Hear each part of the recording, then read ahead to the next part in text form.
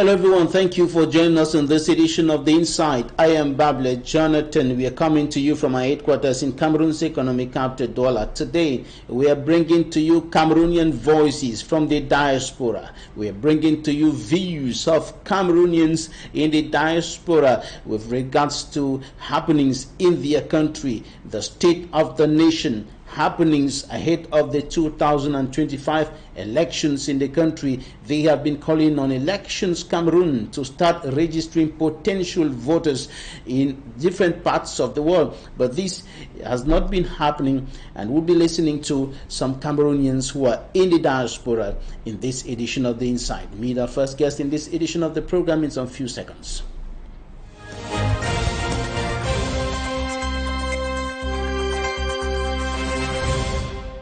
We are receiving a United States Lifetime Achievement Award recipient in humanitarian works, a Peace Crusader, founder of the Peace Task Force Initiative, the Peace Task Force Initiative for suggesting solutions to the conflict in the northwest and southwest regions of Cameroon. He was named Roving Ambassador for Peace by the National Press and Watchdog Society. He is a clinical psychologist. Honorable Dr. Nicolas Santo joins us from West Virginia, United States of America. Doctor, welcome to the program.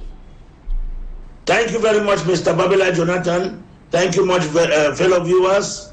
It's a pleasure again being on Equinoxe television after a very long time. You are in the United States of America, that you've been following up what's been happening in your home country, Cameroon. And now, what's your take on the state of the nation? The state of the nation today described as unstable politically, economically, socially, and even otherwise, described as precarious with the numerous socio-political, economic, and security problems affecting the nation from north to south, east to west. Cameroonians groaning under the weight of inflation and increasing cost of living. What's your take on the state of the nation today? Yeah, Mr. Bable Jonathan and fellow viewers, I will tell you that Cameroon's situation is not that alone, because many countries have gone through what Cameroon is experiencing at the moment. We understand that we have political crisis or political upheavals in the northwest and southwest regions, especially given the fact that it leads to the picking up of weapons and a crisis that is ongoing for a very long time. And then we also have issues in the north of Cameroon. And then with the economic problem that is ongoing. We know many countries have gone through all these facets of various challenges, but I think that in Cameroon, it's been managed by the leadership, and it's only when you look at how it has been managed and you want to assess it, then you will see some weaknesses or loopholes on the management of these various issues. What are those flaws? The basic flaws are that you have weaknesses or challenges when it comes to competence, because you know you cannot offer what you cannot offer what you don't have. You can see that most of the officials who have been charged with handling of the issues, the pertinent issues like the crisis in the northwest and southwest, have not been able to do so at the level that is expected. Because let me tell you, beginning with the Grand National Dialogue that we know, that was not fully representative of all the various groups that would have led to the to resolving the problems about the conflict in the northwest and southwest. However, I think that that's a very great weakness, and it's not still late, or it's not too late for us to be taken to make sure that the other parties that were absent in the Grand National Dialogue can really participate in something else, even if it's not a national dialogue, some other meetings that can lead to some cooperation.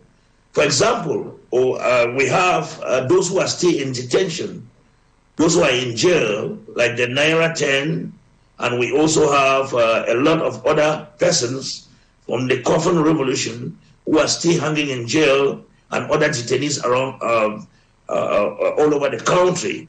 I think that these are some of the things that, if addressed appropriately, it will lead to some stability of the nation. And it's by the grace of God, and thanks to the efforts of some of us who have worked so hard for the little bit of peace we now enjoy.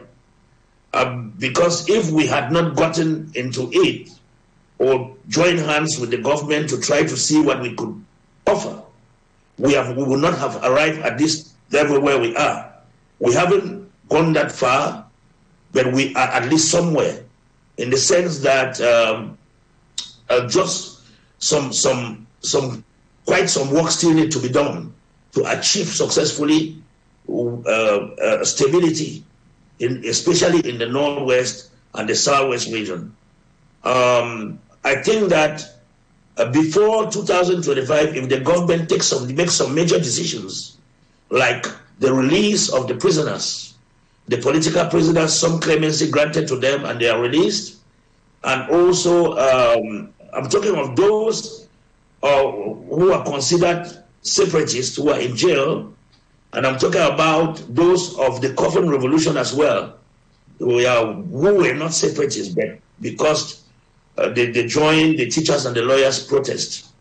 These people also, if they are released, I think there can be some little progress. There can be some progress in terms of political stability. Then when it comes to the inflation comes as a result of instability, because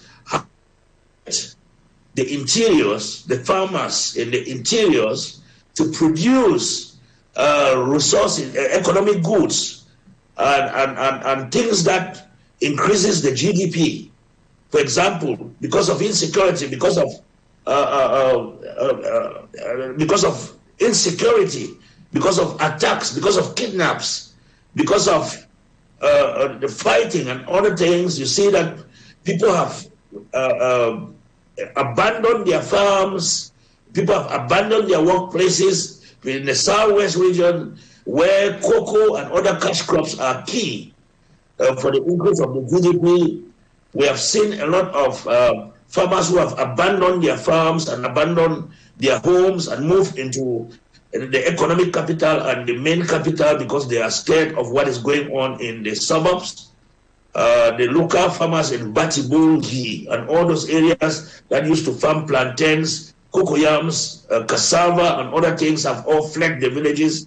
The Fons and the chiefs, who used to be the main economic coordinators of their various villages, have abandoned all these places and now living on asylum, which means have sought for refuge within the economic capital and within the nation's capital or other areas like other French-speaking zones or regions. So I think we are still left with a lot of work to do so far as returning normalcy, returning peace, and returning some stability. And stability will mean that it will directly affect economic growth. That's how I can tell you, Mr. Babila.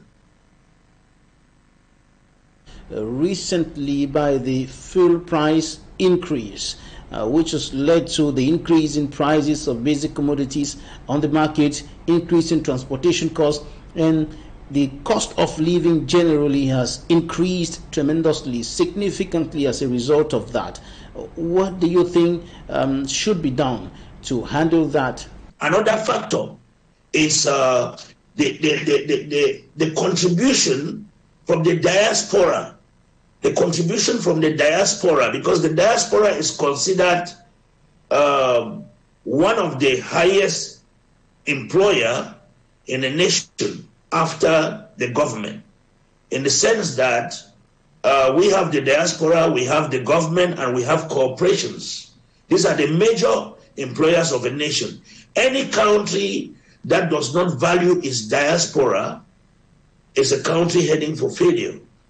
For example, what we send into the country every year from the diaspora in terms of machinery, in terms of liquidity, US dollars and pounds, sterlings, Japanese yens, and other currencies that come into the country in terms of construction of houses, because you know almost everyone in diaspora must virtually someday build a little structure, and by building those structure it means millions of CFA and giving employment to some of the young people who are back home, who don't have jobs, who are not successful in business, who have not been employed in government or are jobless, go through this means to have to pick some menial jobs by which they can put food on their table, get married, and also have their own living.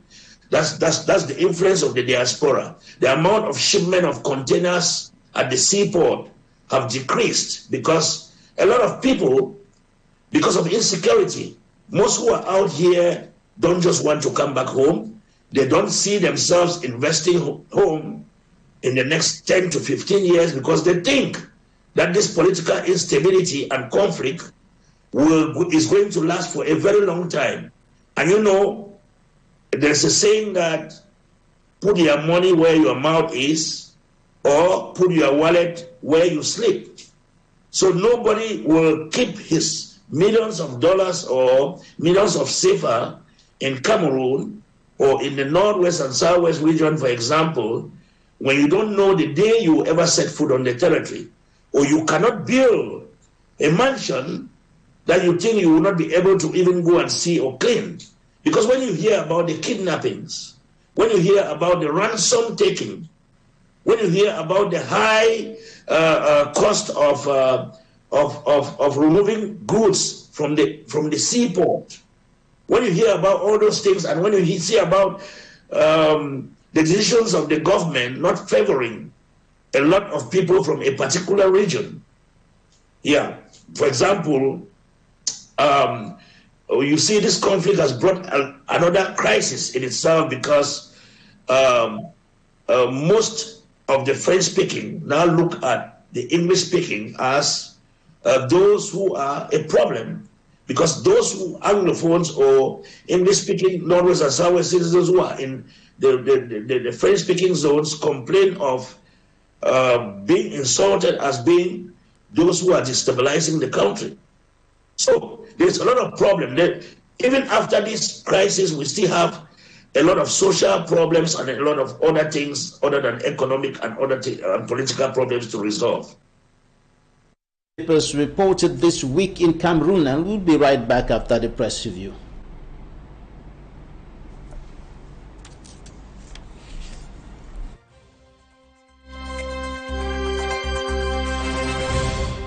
Municipal Update reports condemnation of the attack on Government High School, Way, in the Menchum Division, Northwest region of Cameroon. Teachers taken away by gunmen, students wounded, General Certificate of Education GCE mock examination papers destroyed. The paper lays emphasis on the point that improvised explosive devices, arsons, kidnappings, killings will not grant independence. Another issue of the paper informs its readers that the Supreme State Audit and the National Anti-Corruption Commission are going through the reports of the Northwest Public Independent Conciliator on corrupt and badly managed councils of the region. The observer looks through the 12 years of leadership of Adolphe Lafrique as governor of the Northwest region and what the paper qualifies as his outstanding administration and handling of crisis. The Guardian Post highlights the battle for the tarring of the Bamenda Babaju Road. The updated version of President Paul Biya's communal liberalism book is projected with a new title by Cameroon Tribune, Pour le libéralisme communautaire, une pensée dynamique à la mesure des temps présents.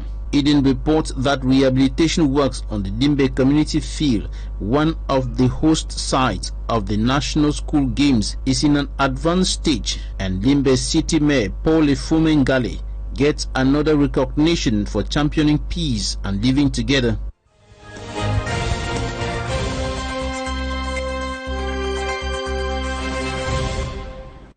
Thank you for staying with us, Dr. Nicolas Santo. Let's now look at happenings within the political landscape, notably ahead of the 2025 elections, particularly the presidential elections, with calls for a change at the helm of the state, with calls for a change in the governance mechanism of the country, with calls for political transition and other issues that are being highlighted here and there by political leaders, political analysts, right defenders, and so on and so forth. Now, beginning from within the national territory, what do you think about the recent happenings, particularly the creation of coalitions by some opposition political parties, coalitions that have been banned by the Ministry of Territorial Administration, and right defenders, political leaders, and even international right groups like Human Rights Watch have called on government to reverse that decision, have called on the Minister of Territorial Administration to lift the ban on the two opposition political coalitions that have been formed by Honorable Jean-Michel Ninch, or led by Honorable Jean-Michel Ninch and Olivier Billet, ahead of the 2025 presidential election, with the aim of fighting for a change at the helm of the state. Yeah, Mr. Babila Jonathan, fellow viewers, we understand that we have seen this time and time again. You know, he who blows the piper determines the tune. Elections in Cameroon are organized by the government and through ELECAM, and the government at the same time is in charge of carrying out the affairs of the elections up to the pronouncement of the results. We understand that there are a lot of complaints on how the electoral code and the electoral system works over there. And frankly, I understand that it's not representative of all, representative of the opposition. Because what happens is the government has an open hand in carrying out the elections, prescribing the rules of the game and how the game is equally pronounced, the outcome of the game. And this is what we have been struggling to reform time and time again. And we understand that we have opposition parties which are not genuine opposition as well, because some of them are still handclappers to the government. For example, they have always said that they are coalitions for change, coalitions for this. But at the end of the day, what happens? The parties still end up splitting or falling apart and running independently. The issue is, all this is linked to the transition process, in the sense that 2025, we expect to hear new names and see new faces. We need to have new wines in new bottles, not old wines in new bottles. So I think that the whole system is that which is which keeps our people tired. Because if we are analyzing the politics of Cameroon, we should talk about genuine politics and not recycling. Because when the Minister of Territorial Administration is exercising his duty and is following the Constitution. But there is Article 20 of the Universal Declaration of Human Rights that talks about the right to freedom of association. Freedom of association. And the minister is preventing political parties of the opposition from coming together in a coalition, from associating themselves together in a coalition. And this is why Human Rights Watch is saying that this decision by the Ministry of Territorial Administration is kind of confirming the facts or the idea that government is doing everything possible to limit the political space for the opposition, to prevent political parties of the opposition from carrying on with their activities in preparation for the elections.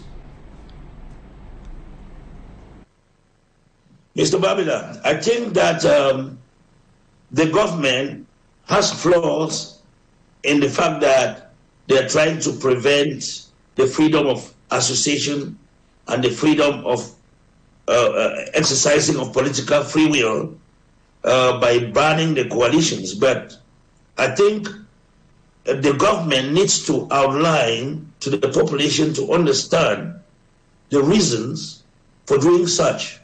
Because let me tell you, it's not all action of government that is bad.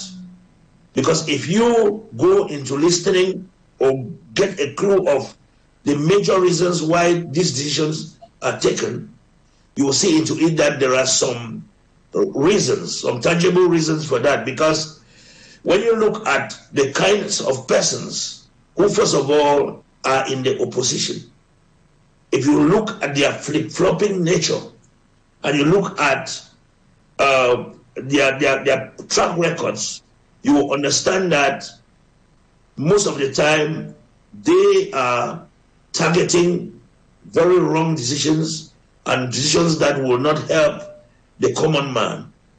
In the sense that when you look at the role of their parliamentarians, how it has been within the National Assembly, does it really reflect the position of the people who elected them there to serve?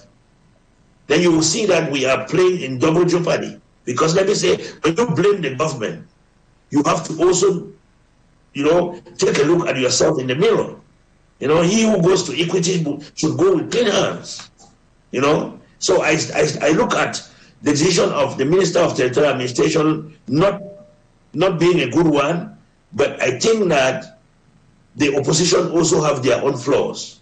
You are in the United States of America, and many Cameroonians, particularly those who are in France, took to the streets recently demanding that elections Cameroon should start registering potential voters. But in the U.S., you people who are there, Cameroonians who are there, are silent. You've said nothing. In other parts of the globe where there are Cameroonians, they are practically saying nothing. But is it not an issue to you that Elections Cameroon has not started the registration of potential voters till now? That's a big problem. That is a big problem, Mr. Babila, honestly. I think that it's not only the issue of elections, it also comes to the issue of even the ruling party and the political parties. Their representation in the diaspora is lacking. And even when it comes to, like we will take a look at affects their diaspora, or that gives value and meaning to their diaspora, they have representatives of the diaspora in the local parliaments. They have seats reserved in the National Assembly for diaspora representatives of very important countries. For example, Great Britain, United States, France, and maybe one for Asia. They used to have like 4 or 5 parliamentary seats for diasporans. With the diaspora has been left wandering for a long time, the diaspora has been forgotten when it comes not only to elections, but when it comes to a political party representation in the decision making of the nation. Because, for example, you see the tension that happens within Cameroon is 80% of the tension, political tension and instability that happens within Cameroon. 80% of it is influenced, is external influence and external financing and external ideas that are brought back and experimented. So I think the government would have diffused a little bit of tension within the nation by actually getting the voices from out represented in the governance of the country, like in parliament. Some counties go up to having mayors. mayors and other things, they rule, they control the diaspora in the same way they will control a local government. They will give a parliamentarian, they will give mayors in the diaspora and stuff that should represent the people, and they are giving their reports back to the country to external relations. They work with the embassies and others. We don't have that here. The coordination has been so poor. The issue now is, even when it comes to this election we're talking about and other elections, there are no voters register cards, voters registration ongoing here. We don't have anywhere to go and to go and register to vote, and also even to register to participate to vote or to run. So it's high time the government starts to listen to some of these cries, because most of these things, if achieved, only goes a long way to reduce the flames from within. You know, agitative people become problematic people only when the agitation has gone for a long time and nobody pays attention to. So the people in France are clamoring for what is right, that we should have elections here to register Cameroonians to vote and even to run. And we should also have some representative seats here. Why not? Other countries are doing that. You go to Senegal and other countries, they have that. Other West African countries have that. They have representatives in their parliament. They have some run for seats, positions that have been created that can be run for. And why not even declare to run for the highest office of the land, which is the presidency, from abroad as a Cameroonian? It's no wrong. Registration of potential voters has been going on and is still going on within the national territory, but it is not the case in the diaspora. Some kind of discrimination vis-a-vis Cameroonians like you who are in different parts of the globe, in other countries around the globe. Do you think so? Yes, I think that it's discrimination. And even in addition to the discrimination, it's also the fact that these things have not been worked upon by the government, because I think it's not only the government, it's supposed to be debated by all the political parties that are present in parliament to enact some laws concerning the diaspora, to enact those seats in parliament, and to get these electoral registers and stuff opened in the diaspora for everyone, because when the people in the diaspora do not have the right to vote, especially those who have not changed their nationality, those who are still Cameroonians, yeah, because many people here, it will shock you to know that some of us in the diaspora have refused to change our nationality because we value our nationality we carry, and we don't want to take visas to come to Cameroon. Because for one reason, when you change your nationality, you also have problems, because every time you have to take a visa to come back to your country, which is like, it means that we have to come to Cameroon before we have to register to participate in voting or to run for a position. That is really, really difficult on most of the Cameroonians living abroad. So the best way for the government is, and the parliament and all the structures that be, is to try and extend these opportunities to the diaspora.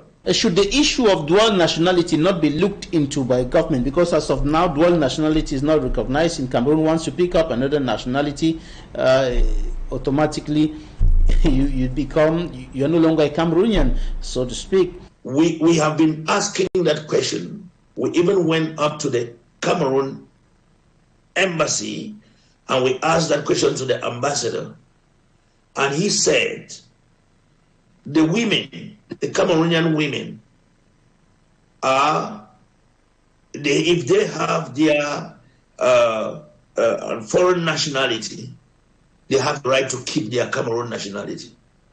For the women, because the women mostly attract investors, get married to those abroad, but for the men, it's somehow different. So I don't know. They said it's in the laws. It's in the laws of our nation that Cameroon, that the women can keep their nationality in spite of becoming foreign nationals. But another law exists for the men. So that question you have asked is, can we, keeping this nationality, it's high time the government looks into giving this dual citizenship or extending the same laws to the men. Because why should a law exist which gives the women the right to get married to foreign nationals, still retaining their Cameroon nationality, whereas it's different for the men? So I believe they should extend the laws to the men as well, and also grant dual nationality, because dual nationality helps increase the economic potentials of the country. Okay, maybe those who thought about bringing this issue of banning dual nationality were only thinking about raising visa fees to come back to the country, because a lot of money is raised from diasporans who have acquired foreign nationality coming back into Cameroon. The amount of monies they pay into the foreign embassies, which account for the revenue, is quite huge also, but it's not as much as it could have been generating income for the country compared to dual nationality, whereby people can own investments in Cameroon, own investments here. People can easily move their assets within the two areas and invest in the two areas. So I think it's high time the issue of dual nationality be put to rest by a positive resolution that grants dual nationality to everyone, every Cameroonian who has settled abroad or who has acquired a foreign nationality. Dr. Nicolas Santo, thank you for your time. Thank you very much, Mr. Babila. It's always a pleasure coming to Equinoxe, and thank you, fellow viewers. I will be back again. Bye-bye. Meet our second guest in some few seconds.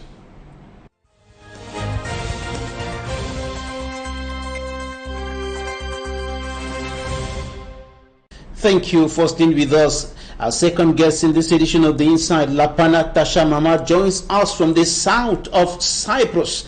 LAPANA TASHA MAMAH, you're welcome to the program. Thank you very much, Mr. Babila, for this wonderful opportunity you have given me. You're the author of the book, Positive Mentality for the Cameroon We Want.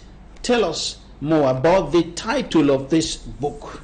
Positive Mentality for the Cameroon that we want.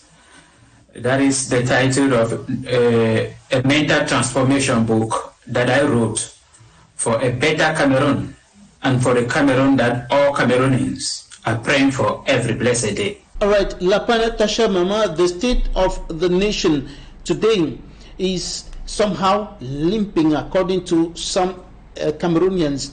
What do you think about the state of the nation, Cameroon, today, with the many socio-economic, political, and security problems affecting the nation and worsened by inflation and the increasing cost of living in Cameroon today? My take on the state of the nation today, Cameroon, is whenever I look at my country, Cameroon, the natural resources in our country, the human resources, and the trouble plaguing our nation, I am troubled in my heart. I am not going to pretend that things are normal in Cameroon, or just to hold on to the paperwork that the government in place is maybe presenting to the international community. But I'm looking Cameroon in reality.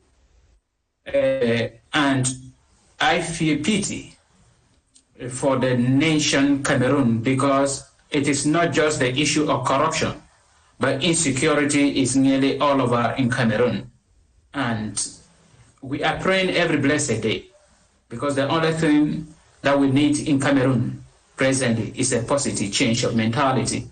And that positive change of mentality will take away corruption, will take away insecurity, will take away all the trouble, poverty, hunger, and all the things we are passing through as Cameroonians. So how will the positive change of mentality solve the problems of insecurity, the Anglophone crisis in the northwest and southwest regions, inflation, corruption, and all the problems plaguing the nation today? The positive mentality can solve the Anglophone crisis, because I made mention some time ago that there are two kinds of problem in southern Cameroon. That is the Anglophone crisis and the Amazonia crisis. And I like to mention that if the government of Cameroon can adopt a positive mentality, looking at the problem in southern Cameroon, and then have a positive mentality to solve it, they will understand that it is a constitutional problem and not a military problem. And if they understand with that mindset, that positive mentality, they will call for a negotiation, a roundtable conference, where nearly all Cameroonians, trustworthy Cameroonians, will sit to discuss their form of government. Because what we call the Anglophone problem is the cancellation of the federal system. When Amadou Ahidjo dissolved the federal system of government, that is where the Anglophone crisis started. And it is a constitutional problem that needs to solve constitutionally, not militarily. So if the government of President Obia can change their mentality positively, and then they will consider the people of Southern Cameroon, there will be no marginalization, because there will be positive mentality. There will be no corruption, and what the people of Southern Cameroon have been crying for. If you look critically the issue that started this problem we are having today, you will understand that it was due to poor mentality on the part of the government. They wanted to assimilate the people of Southern Cameroon. They wanted to maltreat the people of Southern Cameroon. They wanted to do all kinds of terrible things to put them at the level of second-class citizens. And it was due to poor mentality. So if they have and can change their mentality positively and act as a government for the people, the Anglophone crisis will be solved. And for the Amazonia crisis, that is maybe now in, it still needs a positive change of mentality. That if those who are promoting the Amazonia leaders would look into it and say that our people are suffering, we need to stop the suffering. Stopping that suffering is a positive mentality. Taking positive strategy and not believing that you are going to fight and kill all the military. You are going to name your own brothers and sisters, the people you are fighting for, black leg, and kill them. You are going to push them below poverty line. It will not help anything. So if they change their mentality positively, they will understand that there is no country in the world that have ever achieved anything with gun. Everything always ends on the table. And then concerning the inflation in Cameroon, many people are looking at it and say the living standard in Cameroon is terrible. Why? And then the government is not going directly into the source, the root cause of the inflation in Cameroon, the high living standard in Cameroon. Prices of nearly everything are rising every day, triply. And then not living normally as it was before. They will not be crying the way they are crying today. Many thousands of people migrated to Francophone regions. And then increase in population will increase a lot of issues. President Bobia also came because they are also passing through some kind of difficulty. And then it reduced fuel subsidy. And then that push and force and created fuel prices, increased fuel prices. Those are the places where all these things are coming from. So if the government can change the mentality positively and then look into the Anglophone crisis, and there is the suffering in southern Cameroon, and then also look at the insecurity in all over Cameroon, and then stop corruption and embezzlement, everything will come to the end in Cameroon, and Cameroonians will enjoy the resources that God gave them. In one of your recent statements on Equinoxe television, you said that there is need for urgent change in the governance mechanism of Cameroon. Many are still calling on the President of the Republic, Paul Biya, to stand as candidate in the upcoming 2025 presidential election. Should the change not start from the top? Yes, we are urgently in need of a positive change, of power change in Cameroon. It is not an issue of whether the CPDM are saying what. We know that they have taken over Cameroon in a way we cannot explain it. And then the only thing we are talking about is we need a new political system or a new regime in Cameroon. Those calling President Paul Biya to continue as president of Cameroon, they are not helping him. That is the only truth I can tell them, and also tell President Paul Biya. Because if you look at President Paul Biya, he is 91 years old. He has been blessed by God to stay this long. And then the only thing he needs at this particular point is to be at home, playing with his great-grandchildren, not governing a country. Those who are calling President Paul Biya to run for the upcoming presidential election 2025 are those who are sitting on something that they don't want Cameroonians to be aware of it. And then President Paul Biya is acting as an umbrella, covering their terrible things that they have done in Cameroon. So they are afraid of revenge. They are afraid of the prison. And then that is why they are struggling. If you look critically, you discover that those who are calling President Paul Biya to run for the upcoming presidential election are elite, top businessmen, politicians, traditional rulers. And these are the people benefiting from the system. And that is why I am calling on all Cameroonians, including the CPDM, that they should have pity upon the people of Cameroon. Cameroon is not a family, a governed or with one particular head of that family, which is President Paul Biya. Cameroon is a whole country with different kind of people. And no Cameroonian is satisfied or happy with this particular system in place.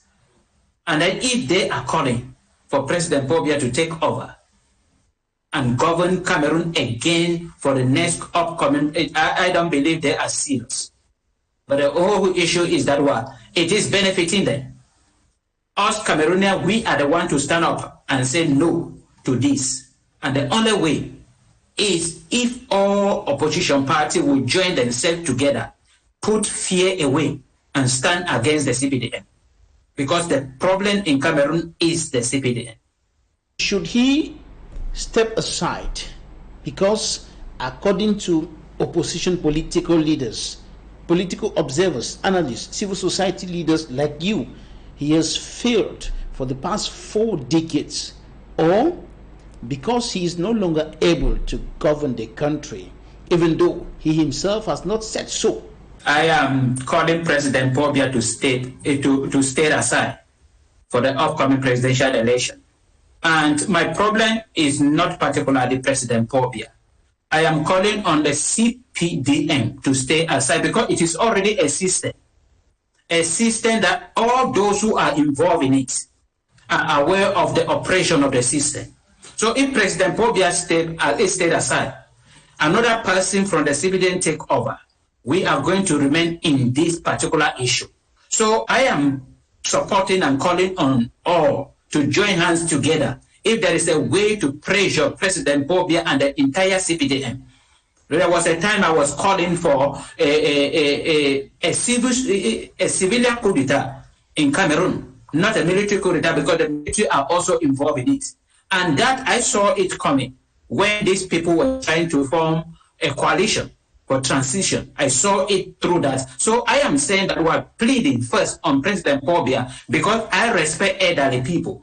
Pleading on him first to look at his age and say, I'm not going to run for the upcoming presidential election. And then allowed ELECA and the Constitutional Council to be neutral so that we can have free, fair, and transparent election in Cameroon. He has been there for 41 years. And then by 2025, he will be 42 years in power. And then there is nothing that President Paul Biya can stand and say, this is something I have accomplished in Cameroon. When I talk about accomplishing something for the people of Cameroon, I'm saying for the 41 years, President Paul Biya cannot stand anywhere and say, I've given electricity to all Cameroonians. This is the only thing I achieved in power. For 41 years in power, President Paul Biya is unable to give to Cameroonian portable drinking water for 41 years. Part of Cameroon, even in city, Douala, Yaoundé, Buea, we are hearing about cholera killing people. People do not have drinkable water for 41 years. These are things that are necessary in life. Anywhere you talk about, you have done this or that. It is electricity, water, health, education. But all these things, there is nothing President Paul Biya has accomplished for the 41 years in power. Root is there. That by this time, he could have said that I'm leaving power after 41 years in power or 42 years in power. I have given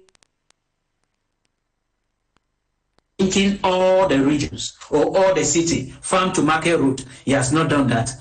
Concerning electricity, many places in Cameroon do not have electricity. Recently, we heard about the government unable to pay their electricity, and instead of the company to punish the government, the company turned to punish the civilians. And this is the Cameroon we are complaining about every blessed day. And there is no way President Paul Biya will finish this if he goes in for the 2025 presidential election. He will not go. He will not achieve anything because things are becoming too difficult all over the world. And he will not be within the 7 years that he will accomplish something for the people of Cameroon. So I am in support of President Paul Biya stepping down for another person to take over, not from the CPDM. The coalitions you're talking about, led by Honorable Jean-Michel Ninchon, behind the kind of pressure that Amazonia came with, they knew that if these people have a coalition with him, he will give them the strategy to pressure the government of President Paul Biya. And then Tanganji came out to ban that organization or that coalition because of fear. That is the system. That is how the CBDN has been operating throughout this year. Everybody is aware of it. They don't want anything that will disturb them. And they have been struggling by all possibility to silence all opposition parties in Cameroon. And that forced me some time to say that there is no opposition parties in Cameroon. Cameroon is a one-party system. On pieces of paper, Cameroon is a multi-party system. But in reality, Cameroon is a one-party system. Because you cannot tell me that for close to 60 years today, Cameroon is being governed by a political party. No opposition party has no one opposition party have ever taken power in Cameroon. The Social Democratic Front came in 1992. And President Paul Biya struggled by all possible means to frustrate that political party. Recently, other opposition party came up stronger than the CBDN in reality. But within the CBDN, they frustrated everything. Just look at what is happening in the National Assembly and the Senate. There is no way you can say this is a multi-party system, not just one way. So Atanganji is a good servant to the CPDM and is struggling by all possible means to show to President Paul Biya what he can do in order to keep him in power. And my message to the oppositions, lead parties that were struggling to form the coalition, that they should not be discouraged. The other thing the government of Cameroon is trying to do is to intimidate. And there is no way you can change a political system without having leaders who will stand up for freedom without any fear. There is not just one way. So they have to keep doing it, drawing their strategy in a way that all Cameroonians will stand up one day against the regime in place. I saw the publication yesterday where Human Rights Watch is sent out calling on the government to stop oppressing and intimidating opposition parties in Cameroon. The government will not stop because they are benefiting from it. When they threaten, when they oppress, and then when they repress and arrest opposition leaders and militants, they stop and they go into maybe in hiding, and they keep on operating, and that is what they have been doing for all this year. So the government will not do anything positively to what Human Rights Watch sent outside, but the opposition parties should stand up and keep on doing it. It is not an issue. President Bobia made it. Even the Minister of Communication came out recently talking about there is no a political prisoner in Cameroon. And then when you look through it, they don't want to put political figure like Maurice Santo in prison because they want to show to the international community that they are not keeping any political prisoner. So this is an opportunity for people like him to stand up, not calling militant, because when they will call militant, they will threaten those militants, they will arrest them and put them in prison forever. But people like Maurice Santo, people like Ozzy Joshua, they can stand up and the government will not do anything. And these are people we are looking up to, that they should go and offices is not writing and holding meeting in hidden places. No, go to where it is necessary. That change can come from there and start from there.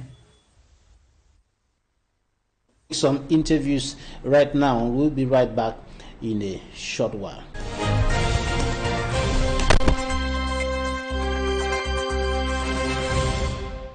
Our system in Cameroon is an oligarchy, that is gerontocracy, that have decided to stay in power and hold us hostage for all the rest of the time. And this reminds me of the ancient days, especially the Greek society, where Plato actually says that it is for the elder man to rule and for the younger man to submit. They run Cameroon now as a village provision store, almost like what happens in my village, where Jack Sani could lock up a store and go to the farm and come back out to the even to the coast and come back after 1 week without answering any question to anybody. And so that is why the gerontocracy in Cameroon is running. They actually lock up Cameroon, they go and do their medical consultations abroad and come back even in years. We saw the pictures of Nyat Difenji coming back, and he looks almost like a person that will continue to drag Cameroon behind, because even his steps, the way he drags his steps, it means that is how Cameroon will be dragged behind, because he can't move freely, he can't think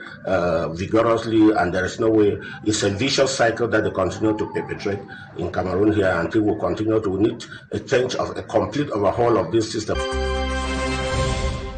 This is not surprising given the political context of Cameroon, but nonetheless, it's deeply worrying from our perspective at Human Rights Watch. There is nothing illegal or clandestine about opposition parties making an attempt to form a coalition with which to speak in a common voice and with which to share ideas and strategies. This is something that functioning democracies allow and enable opposition and ruling parties to carry out across the world. The government of Cameroon should stop harassing opposition parties, and it should specifically lift the ban on these two coalitions, and it should publicly state that it is going to allow opposition parties, even opposition parties that challenge the government and some of their programs and policies, to have the space within which to operate freely and fairly. Problem of this road now, we are suffering. Even I myself standing here, I swing my leg. I cannot have Okada to carry me to where I'm going because of this road. For a long time, we, the Bangwa people, the Lebang people, have never had good roads. So we ask ourselves that this is something that we need to figure out a solution to. The second phase, which we have started, and now 1/3 of the way there, is the actual grading, where we're cumbering the road, creating gutters, and leveling the road and compacting it. So we started at Ndungwe at the boundary with the West Province, and we are all the way down to Nkrinelokong, for those who are familiar with that area.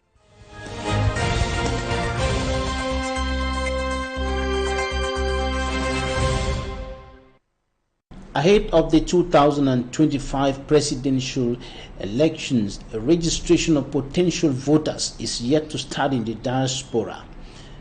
What are your thoughts on this? Voter registration was supposed to start, that was 1st of January 2024, and it will be closing around August 2024. And in the diaspora, we are not hearing about anything. And many have complained. The Cameroon Diaspora Council and the Cameroonian Diaspora for Freedom and Human Rights wrote to the Director General of ELECA asking, but no response. There are a lot of difficulty, and I am not worried about it because I know that it is the way of the CPD. At the TM, they will say they open it just for a few people, and they will inform the CPDM to go quickly and register. Or maybe they already done it without our knowledge. First of all, Cameroon is having a poor relationship with many countries. So Cameroonians in other countries, like here in Cyprus, there are close to 2,000 Cameroonians in Cyprus here.